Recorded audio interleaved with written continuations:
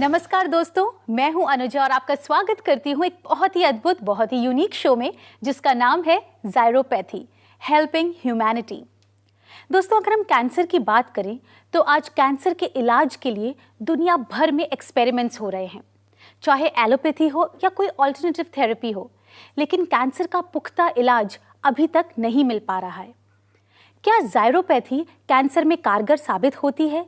क्या वो कैंसर को कंट्रोल कर पाती है? आज इस एपिसोड में हम यही जानेंगे, लेकिन उससे पहले चलिए जानते हैं कि ज़ायरोपैथी आखिर है क्या।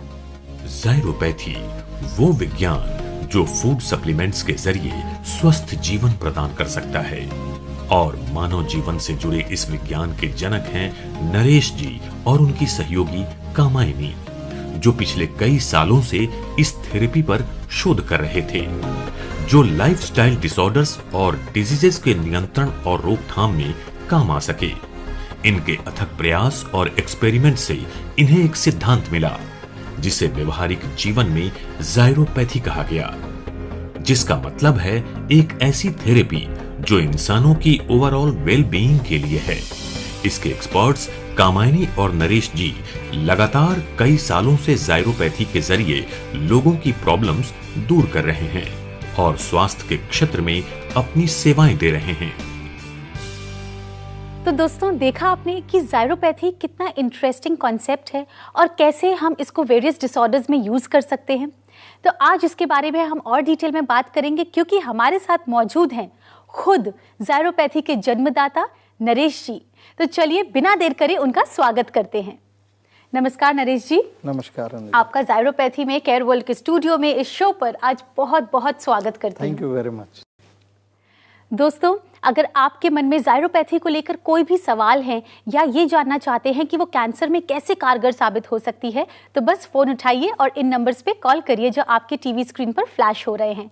नरेश जी अपनी पूरी टीम के साथ आपकी मदद करने के लिए हमेशा तैयार हैं।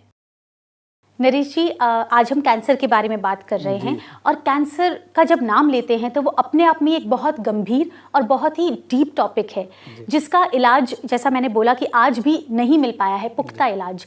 तो ऐसे सिनेरियो में ज़ायरोपैथी कैंसर में कैसे हेल्प कर सकती है? अनुजा जी, सबसे पहले ये समझना जरूरी है कि कैंसर क्या है। जी। कैंसर की जो परिभाषा है उसके अनुसार अनकंट्रोल्ड ग्रोथ ऑफ सेल, यानी कि बिना किसी नियंत्रण के जब सेल शरीर के अंदर ग्रो करने लगते हैं तो उसे कैंसर कहा जाता है।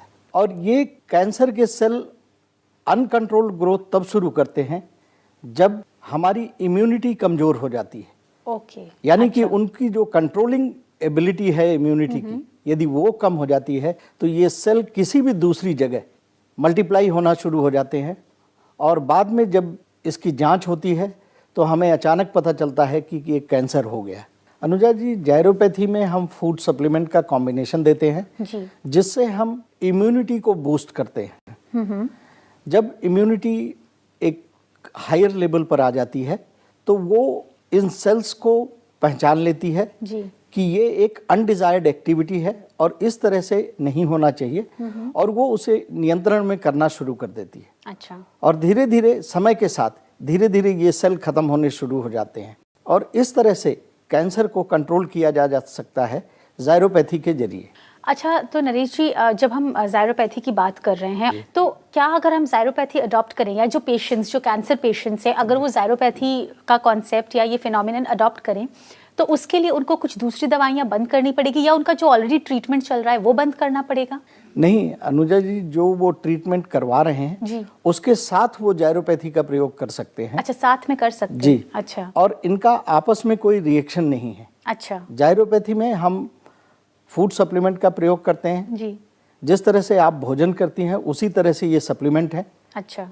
और ये इनका काम अलग है, इम्यूनिटी को बूस्ट करने का काम करते हैं और जबकि दवाएं सेल्स को किल करने का काम करती हैं। तो ये जब इम्यूनिटी बूस्ट होती है तो शरीर के अंदर की बाकी स्ट्रेंथ भी मेंटेन रहती है और जो साइड इफेक्ट्स आप देखती हैं दवाओं के कारण वो भी बहुत कम होते हैं। तो यदि कैंसर का पेशेंट नॉर्मल जो इलाज चल रहा है उसके साथ साथ ज़ायरोपैथी को कंबाइन कर देता है तो उसको बहुत जल्दी राहत मिल सकती है। नरेश जी, जैसा हमें पता है कि कैंसर में बहुत सारी स्टेजेस होती हैं, कि कभी कहते हैं कि अभी तो इनिशियल लेवल है कैंसर का, अभी आगे स्टेज पे पहुंच गया है। तो जो ज़ायरोपैथी है वो हमें किस स्टेज पे उसका उसकी हेल्प लेनी चाहिए या कैसे उसको यूज़ करना चाहिए? ज़ायरोपैथी हर स्टेज में काम करती है। अच्छा। क्योंकि ज़ायरोपैथी का काम करने का तरीका एक इलाज से एकदम अलग है। अच्छा। हमारा अनुभव ये कहता है कि even last stage cancer cases में भी ज़ायरोपैथी बहुत मददगार साबित हो सकती है। ओके। लेकिन सबसे अच्छा ये है कि यदि ज़ायरोपैथी का प्रयोग बाकी इलाज के 10 या 15 दिन पहले शुरू कर दिया जाए तो जो साइड इफ़ेक्ट्स हैं इलाजों के वो बिल्कुल नहीं होते। तो दोस्तों, देखा आपने कि कैसे ज़ायरोपैथी कैंसर में इतनी कारगर साबित हो सकती है। मुझे तो ये जानकर बहुत अच्छा लग रहा है एंड आई एम श्योर आपका भी अगर कोई ऐसा नज़दीकी है, कोई दोस्त है जो कैंसर से पीड़ित है या जिसकी आप मदद करना चाहते हैं, तो बस फ़ोन उठाइए।